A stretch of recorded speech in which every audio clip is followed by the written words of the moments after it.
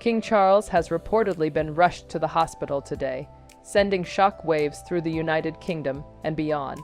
The nation now finds itself holding its breath, anxiously awaiting word from Buckingham Palace about the king's condition. Welcome viewers to my channel. Please subscribe, like my video, and turn on notifications so you don't miss our next update. For a figure who has spent decades under the public gaze, this sudden turn of events is a stark reminder that even those born into power and privilege remain deeply human, vulnerable to the same unpredictable twists of health and fate as the rest of us. It's a sobering moment, one that has drawn both national concern and international attention as citizens, royal watchers, and leaders alike pause to reflect on the fragility of life at the very top. Reports first began to surface early this morning, causing immediate confusion and speculation. The palace has remained guarded, issuing only a short statement confirming that His Majesty sought medical attention and is currently under observation. That brief note, just a few lines long, has only fueled public curiosity and anxiety. Was this a routine precaution, or was there something more serious at play? The absence of clear information has created a vacuum that's quickly been filled with rumor and conjecture. Across newsrooms and social media feeds, discussions are in overdrive, and the collective unease is palpable. The entire country seems to have stopped for a moment, united by a single question: what exactly happened to the king? What makes this situation even more emotionally charged as the timing? Since ascending to the throne, King Charles has made a concerted effort to modernize the monarchy while maintaining its core traditions. His reign has been marked by a delicate balance between duty and humanity, between being a symbol and being a man. To hear now that he's in hospital feels deeply personal for many Britons, especially those who have watched his lifelong journey from Prince of Wales to King. His face, his voice, his mannerisms, all have become part of the national fabric. That's why this news doesn't just register as a royal bulletin. It hits as a collective moment of vulnerability. Across the nation, television channels have broken into regular programming to deliver rolling updates. Crowds have already begun to gather outside Buckingham Palace and near some of the royal residences, waiting in quiet solidarity. Reporters stand bundled in coats under grey London skies, microphones in hand, relaying the latest fragments of information. The palace gates, symbols of grandeur and secrecy, now stand as barriers between public anxiety and private truth. Inside, the royal household is likely buzzing with activity, family members rushing to be by the king's side. From what is known so far, the incident appears to have come unexpectedly. Sources close to the palace who have spoken to journalists under condition of anonymity insist this was not a planned visit or routine checkup. That detail alone has heightened public concern. For a man who has always maintained a demanding schedule and appeared to handle the pressures of kingship with poise, an unplanned hospitalization raises immediate alarm bells. It suggests either a sudden illness or an unforeseen complication, something that could not be ignored or postponed. The palace's statement that His Majesty is under observation is deliberately vague, but also standard protocol. Historically, the royal household releases minimal medical details unless absolutely necessary. They are caught in a difficult balancing act, respecting the king's right to privacy while acknowledging that his health is a matter of national interest. This tension is nothing new. The health of monarchs has always been a sensitive topic in Britain. From King George VI's struggles in the 1940s to Queen Elizabeth Roman, 2 later years, the line between personal and public information has always been fraught with complexity. Meanwhile, public reaction has been immediate and emotional. Within minutes of the first reports, hashtags related to King Charles's health began trending worldwide. Messages of support have poured in from citizens, celebrities, and even foreign dignitaries. "Stay strong, Your Majesty," reads. One message echoed thousands of times online. Outside the palace, people have begun leaving cards, small bouquets, and handwritten notes expressing their hopes for the king's swift recovery. The atmosphere is eerily reminiscent of moments in royal history, when the public instinctively rallied around their monarch in times of uncertainty. Within the royal family, it's almost certain that the tone is one of quiet concern and unity. Prince William, as heir to the throne, would undoubtedly be at the forefront, ensuring that both the family and the public remain reassured while privately dealing with his own fears.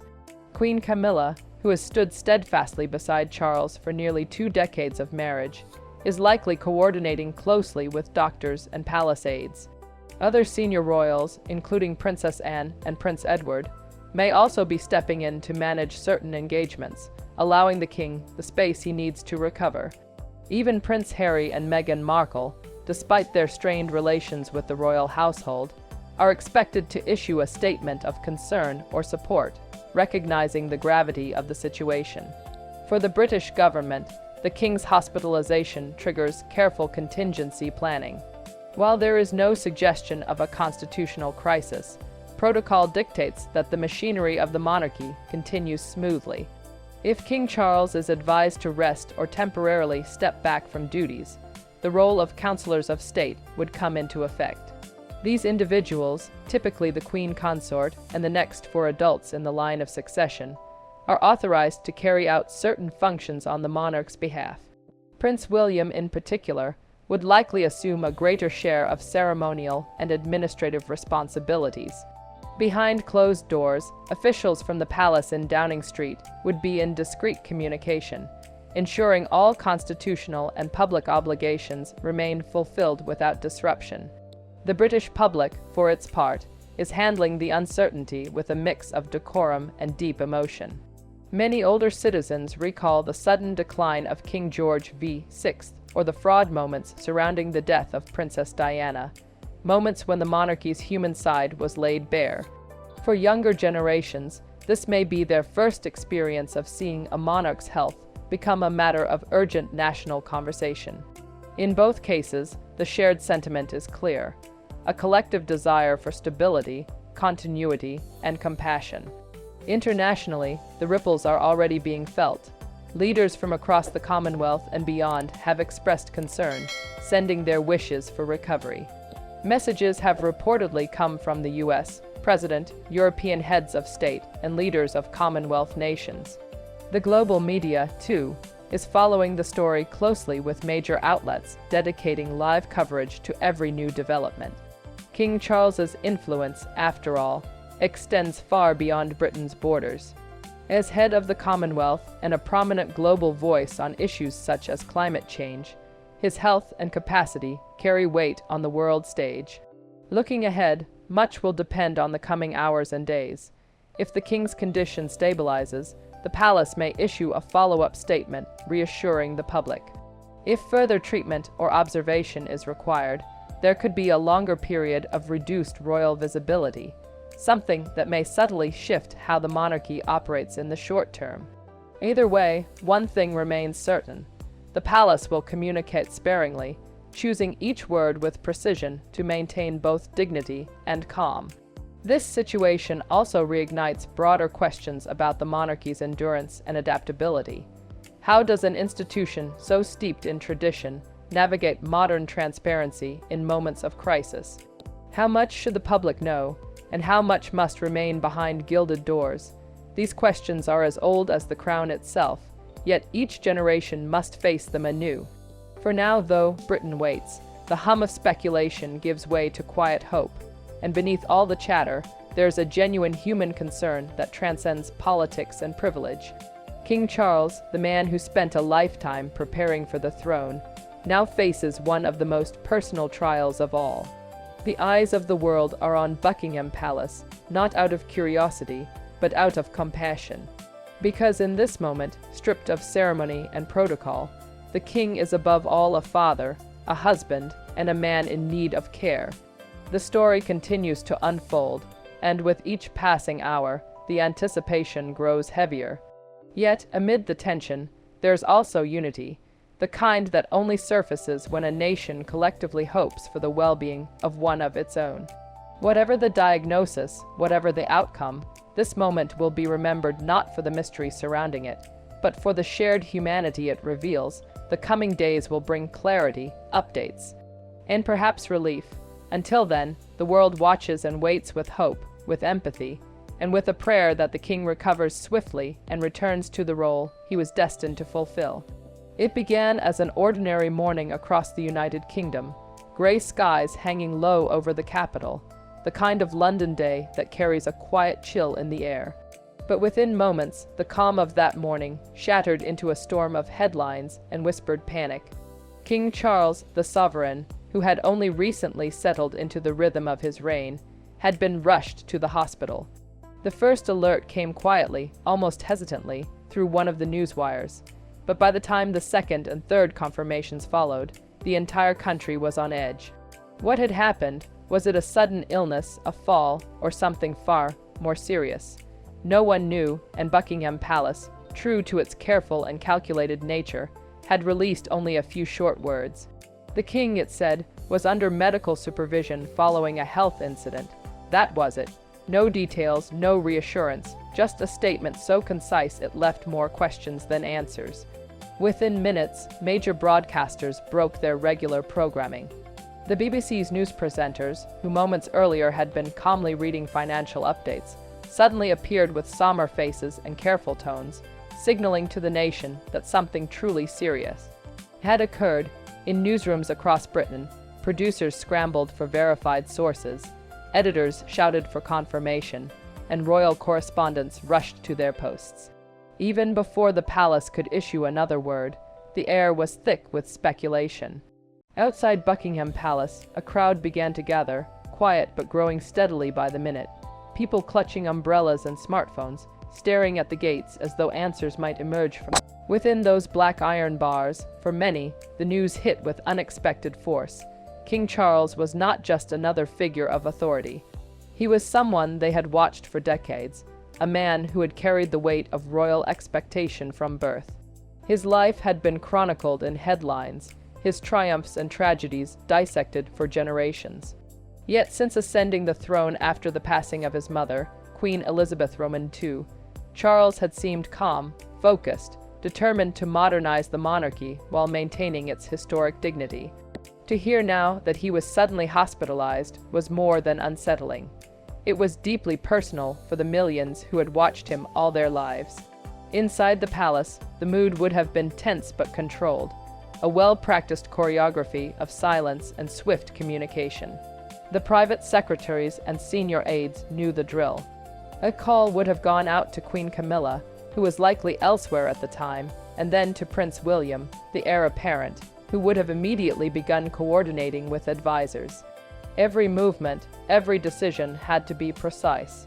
The press office would have prepared a short factual statement, ensuring it revealed nothing that could invite frenzy or misinformation, and the courtiers would have been instructed to keep every other detail confidential until further notice. Meanwhile, the king's doctors, among the best in the world, would be conducting their evaluations, knowing that the fate of not just a man but a monarchy rested in part on their expertise. Across the United Kingdom, the reaction was immediate and emotional. Streets fell quieter as radios carried the breaking news. Offices paused, televisions flickered to life, and phones buzzed with notifications. It was a reminder of how deeply entwined the monarchy remains with the nation's identity. For all the debates about modernization and reform, in moments like this, the collective heartbeat of the country seemed to sync with that of its king. People began sharing old photographs, clips of Charles giving speeches, and messages of support online. Hashtags like "Pray for the King" and "Stay Strong" Charles began trending within hours. For younger generations who had grown up with William and Harry in the spotlight, this was their first experience seeing the king's health take center stage. For older Britons, memories flooded back of previous royal health scares, the whispers about King George VI's illness, the anxiety surrounding the Queen Mother's hospitalization, the grief that followed Diana's death. The press, as always, was relentless. Helicopters hovered discreetly above certain hospitals rumored to be the location of the king's treatment. Reporters staked out at every possible royal residence, searching for a clue, a sighting, any movement that could hint at what was happening behind closed doors. Yet Buckingham Palace remained firm in its silence. The king is receiving expert medical care. The the second statement read. His Majesty's condition is being closely monitored, and he remains in good spirits.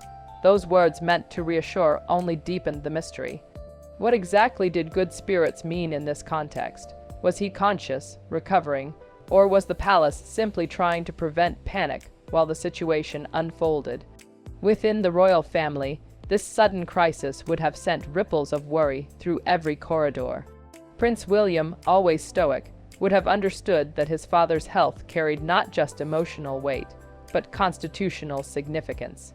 If the king's condition required rest or a temporary withdrawal from duties, William and the queen consort would be expected to shoulder the load, fulfilling engagements in representing the crown at critical events. For the first time since his coronation, the question of succession, usually confined to hypothetical discussions, hung in the air like an unspoken truth.